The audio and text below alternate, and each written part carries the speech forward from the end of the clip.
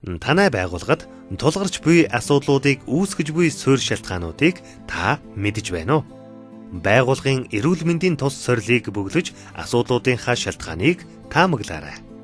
Энэхүү сорилыг интернетэд холбогдсон гар утас, компьютер, таблет зэрэг электрон төхөөрөмжүүдийг ашиглан бөглөх боломжтой.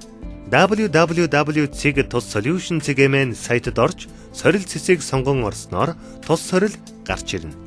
Асуудлуудаа аль болох бодиттой бөглөхөд анхаарна уу? Учир нь сорилын үр дүн таны сонгосон асуудлуудад тулгуурлаж тодорхойлогдох юм.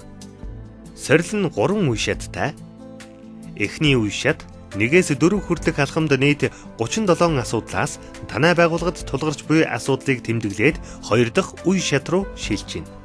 Хэрвээ танай байгууллагад тулгарч буй жагсаалтанд байхгүй асуудал байгаа бол энэ цонхонд тодорхойлон нэмж бичнэ үү?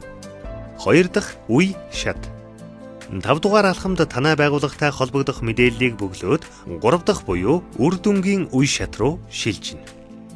Үр дүнгийн үе шатанд та байгууллагынхаа эрүүл мэндийн төлөв байдлын төвшин болон танай байгууллагад тулгарсан асуудлуудыг үүсгэж буй доголдлуудыг таньж мэднэ.